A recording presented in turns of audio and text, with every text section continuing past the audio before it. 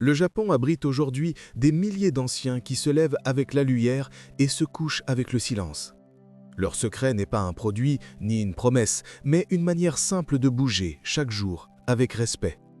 Dans leurs maisons de bois ou dans les ruelles encore fraîches du matin, on voit ces silhouettes fines qui saluent le jour en respirant longuement avant d'accomplir quelques gestes très simples. Ces gestes n'appartiennent pas aux athlètes ni aux jeunes, ils appartiennent à la vie elle-même. Ils rappellent au corps ce qu'il sait depuis toujours, marcher calmement, s'ouvrir au souffle, se poser près de la terre, puis se redresser avec douceur. Rien de spectaculaire. Et pourtant, tout change lorsque l'on répète ces gestes avec constance. Le corps se détend, l'esprit se clarifie, le cœur devient plus léger. Ce n'est pas une course, c'est un compagnonnage avec le temps. Le premier geste est la marche consciente, que les anciens appellent sampo. On ne cherche pas la vitesse, ni la sueur, ni l'exploit. On cherche la présence. On met d'abord les pieds nus sur un sol stable. On laisse la respiration s'installer dans le ventre, puis on avance un pas, puis un autre, au rythme d'une inspiration douce et d'une expiration plus longue. La tête se dégage, les épaules s'abaissent, la nuque s'allonge. La marche devient une musique discrète qui relie le sol et le corps. On peut compter intérieurement, 2 pas pour inspirer, 2 pas pour garder l'air un instant, 4 pas pour expirer sans se presser. Au bout de quelques minutes, la cadence devient naturelle, comme si le souffle conduisait les jambes à la place de la volonté. Les Japonais disent que marcher ainsi, c'est ranger ses pensées avant d'entrer dans la journée. On ne cherche pas à aller loin, on cherche à revenir près de soi. Après plusieurs matins, on sent se former une légèreté nouvelle dans la foulée, une confiance tranquille dans l'appui, et l'on découvre que la marche peut être une prière silencieuse qui remercie la vie. Le deuxième geste, très populaire dans tout le pays, s'appelle Rajo Taiso. C'est une courte séquence de mouvements qui ressemble à une danse lente. Les bras dessinent de grands cercles, le buste s'incline délicatement à droite puis à gauche, les genoux fléchissent sans forcer, les épaules s'ouvrent comme des portes qui grinçaient et qui soudain glissent. Tout se fait au rythme du souffle. On inspire lorsque les mains montent, on expire lorsqu'elles redescendent et on cherche moins l'amplitude que la continuité. Ce qui crée le bienfait n'est pas la performance, c'est la fluidité. Un geste qui appelle l'autre sans accroc, sans heurts, comme une rivière qui contourne les pierres au lieu de s'y briser.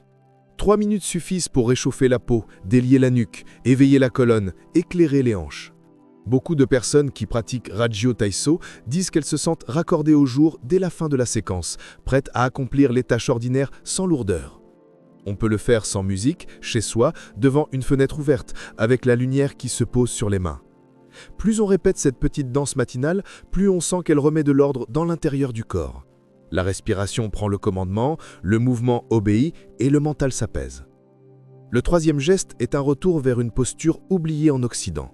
S'accroupir profondément, dos long, talons au sol, ce que les anciens nomment parfois Shinko. Dans les parcs japonais, on voit des femmes âgées discuter à hauteur de la terre, un livre sur les genoux, les hanches ouvertes comme si de rien n'était. Cette position n'est pas une démonstration de force, c'est une manière naturelle de se reposer près du sol. Lorsque nous la réapprenons, nous découvrons une articulation ancienne entre les hanches, les genoux et la colonne. On descend lentement, on accepte de rencontrer la résistance, on respire à travers elle et on le remonte sans précipitation. Au début, on peut glisser un petit coussin sous les talons et s'aider d'un meuble stable pour accompagner la descente. L'important n'est pas la profondeur, c'est l'honnêteté du geste. On respecte l'amplitude du jour, on cherche la sensation d'espace dans le bassin, on laisse la poitrine s'ouvrir au lieu de s'enfermer. Peu à peu, quelque chose cède à l'intérieur, l'habitude de se crisper. Alors la posture devient une place de repos et non une épreuve. On découvre qu'être proche de la terre calme la tête et relâche le bas du dos. On sent que la force peut être douce, que la stabilité peut être souple et que la confiance renaît lorsqu'on accepte de ne pas lutter contre le corps, mais de dialoguer avec lui.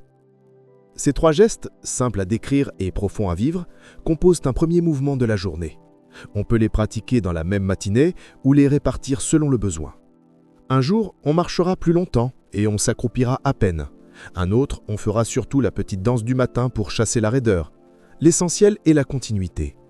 Les anciens n'attendent pas la motivation pour agir, ils agissent pour faire venir la motivation.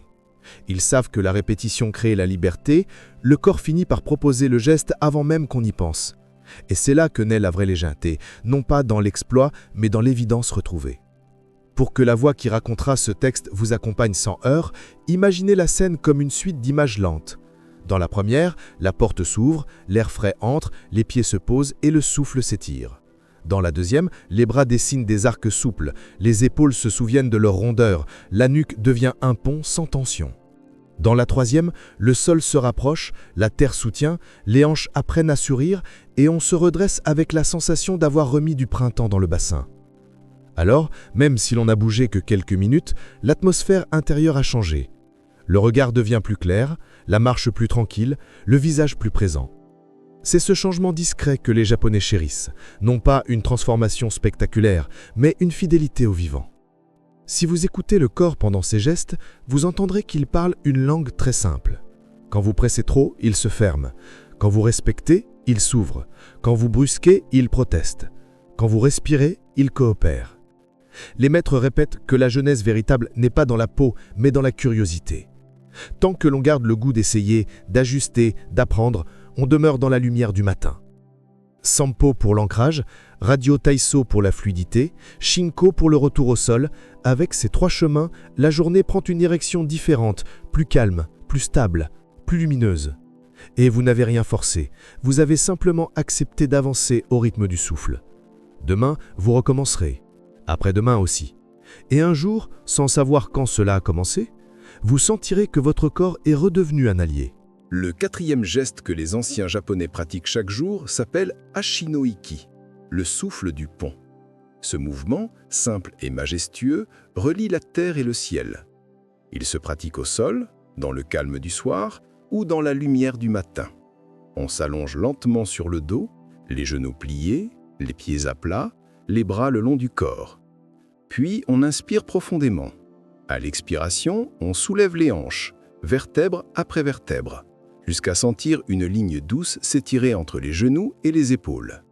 Le dos devient un pont vivant. On garde la position quelques secondes, puis on redescend lentement comme une vague qui revient au rivage. Chaque montée symbolise l'élan de la vie. Chaque descente, le retour au calme. Quand la respiration conduit le geste, on découvre un espace nouveau dans la poitrine, une chaleur tranquille dans le ventre. Le corps s'ouvre sans effort, l'esprit se repose. Ce geste agit comme une respiration profonde du corps entier. Il assouplit la colonne, libère le souffle et redonne au cœur sa place naturelle.